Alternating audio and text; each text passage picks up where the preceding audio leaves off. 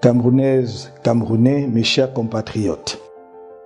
Le 6 novembre 2018 est annoncé comme la date de prestation de serment du président sortant, M. Paul Biya.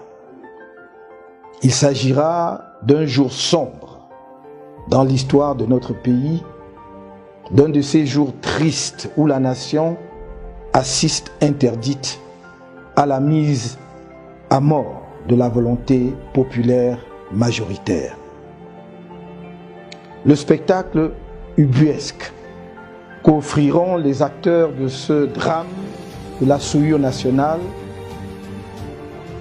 consacrera la force de l'expérience dans la forfaiture, la force de l'expérience dans la manipulation, la force de l'expérience dans le déni de justice.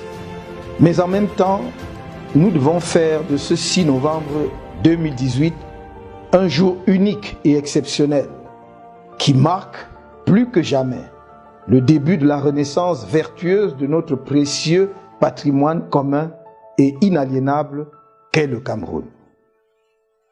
Le 7 octobre dernier, plus de 3 millions de Camerounais de l'intérieur et de la diaspora se sont rendus aux urnes pour choisir leur président de la République.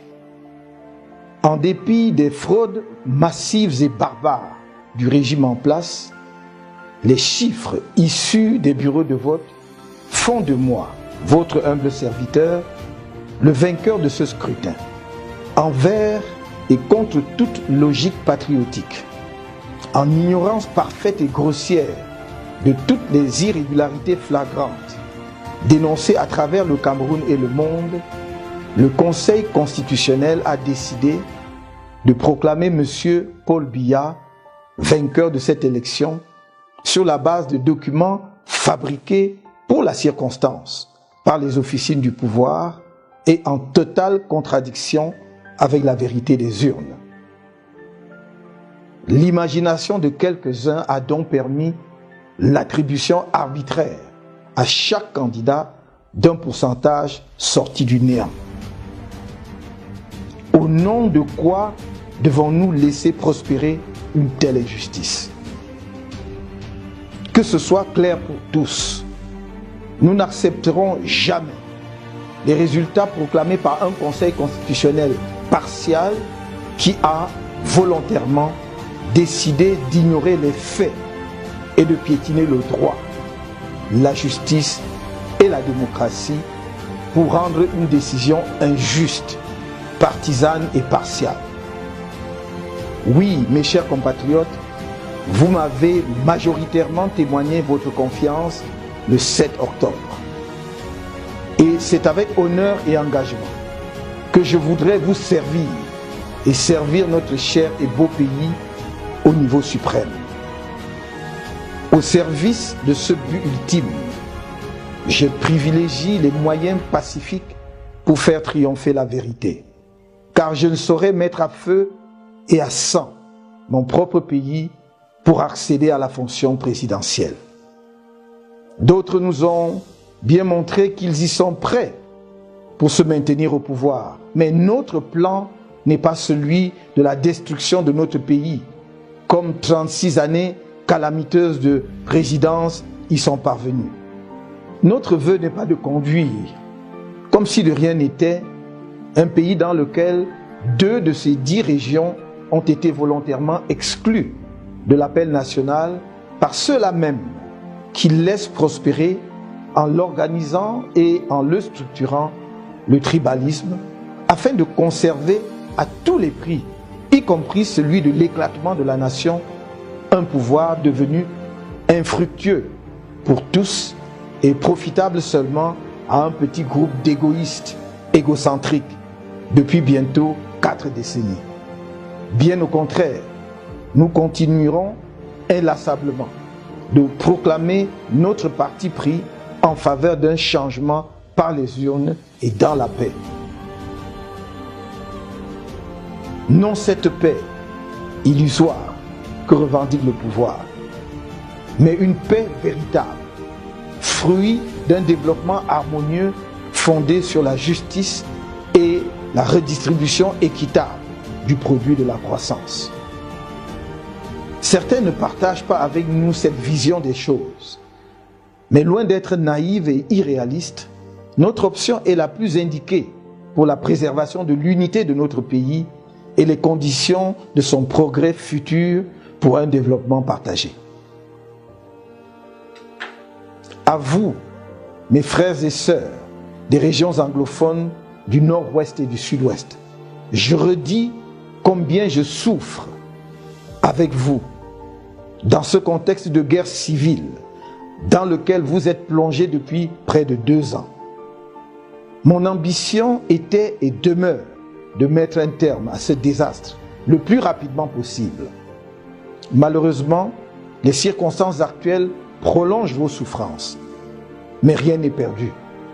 À ceux qui, minés par la peur, fuient leurs responsabilités, à ceux qui, au nom de leurs seuls intérêts personnels, acceptent la fraude et l'inéquité, l'injustice et le désordre institutionnel, je voudrais rappeler que si par malheur, le péril qui plane sur notre pays venait à s'abattre sur lui, ce serait au détriment de l'avenir de nos enfants, de tous nos enfants sans exception.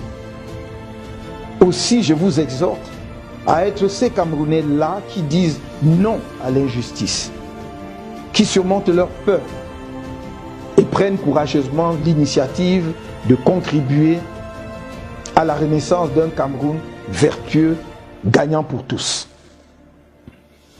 En ce qui me concerne, j'ai fait mon choix et vous le connaissez. Pas plus hier qu'aujourd'hui, ni la peur, ni la quête de mon intérêt personnel ne guideront jamais mon engagement politique. Dans cet engagement, mon cœur, mon esprit et ma pensée sont tous orientés vers l'amélioration des conditions de vie des Camerounais, de tous les Camerounais, en particulier des plus petits, des plus faibles, qui ont été plongés dans une pauvreté abjecte et qui souffrent en silence, en dépit des immenses richesses de notre pays. Mes chers compatriotes, vous êtes nombreux à penser et à dire qu'après ce scrutin, les choses ne seront plus jamais comme avant. Mais il ne suffit pas de le penser ou de le dire.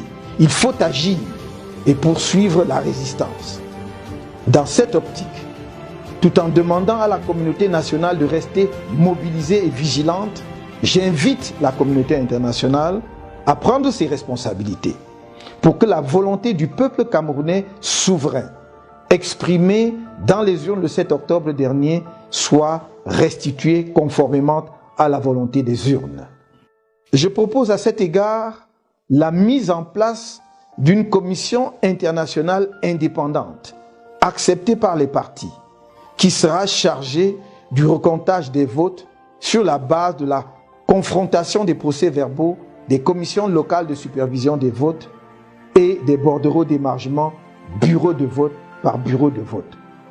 Ces documents existent.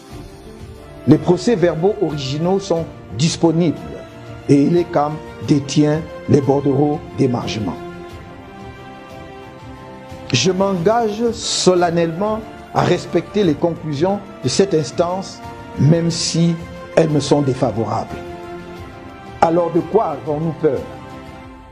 Au lieu de rechercher la vérité dans cette élection pour assurer la stabilité de notre pays, certains nous demandent d'accepter tout simplement l'injustice et la forfaiture et de passer à autre chose. À ceux-là, nous disons non, nous résisterons.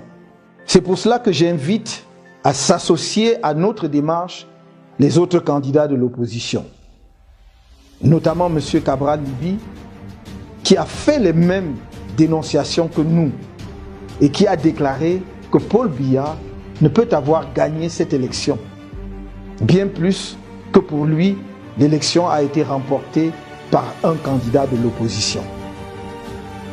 J'invite également M. Yoshua Ossi, dont les requêtes, pourtant fondées et brillamment défendues par ses avocats et lui-même, ont toutes été rejetées de manière manifestement injuste.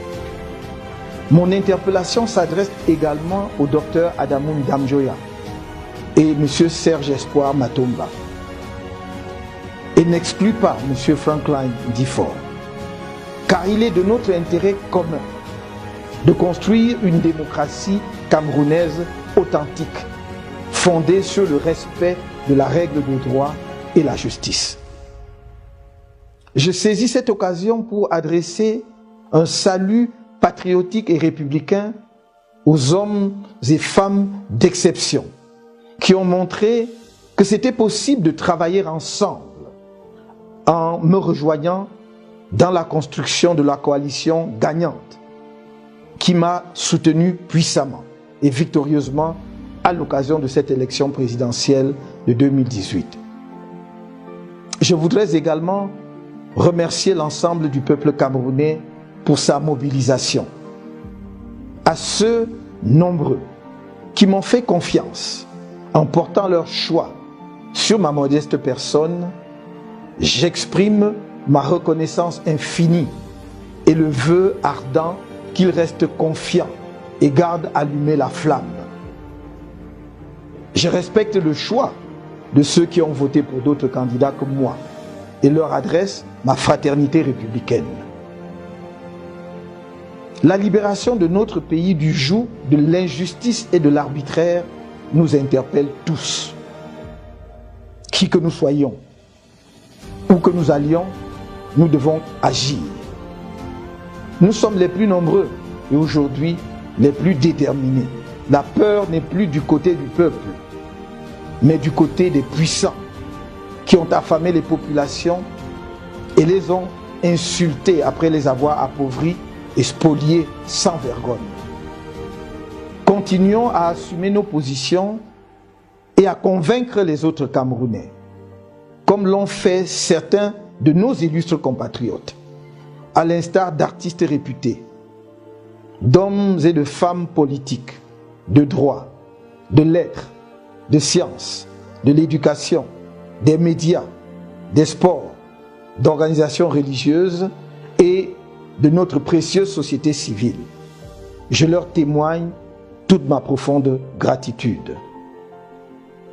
Je ne pourrais pas vous citer tous, vous qui avez rendu ce rêve possible, vous qui êtes de plus en plus nombreux à rejoindre nos rangs en faveur du changement et en criant non au hold-up. Certains d'entre vous ont subi la barbarie du régime pour avoir manifesté pacifiquement pour dénoncer ce hold-up électoral. Où que vous soyez, vous avez ma reconnaissance infinie. Pour terminer, j'adresserai aux responsables et militants du mouvement pour la renaissance du Cameroun sans distinction mes chaleureuses félicitations, mes sincères remerciements et ma grande estime. Vous êtes restés fidèles à l'engagement sur lequel est fondée notre amitié politique. Vous n'avez ménagé aucun effort pour la réalisation de notre idéal de changement par les urnes et dans la paix. Le combat que nous poursuivons maintenant avec notre coalition et tous les Camerounais de bonne volonté, de l'intérieur comme de la diaspora, est un combat juste et noble. Restons mobilisés car la résistance au hold-up ne fait que commencer. Ne l'oublions jamais, ensemble, c'est possible. Que Dieu vous bénisse et qu'il protège le Cameroun.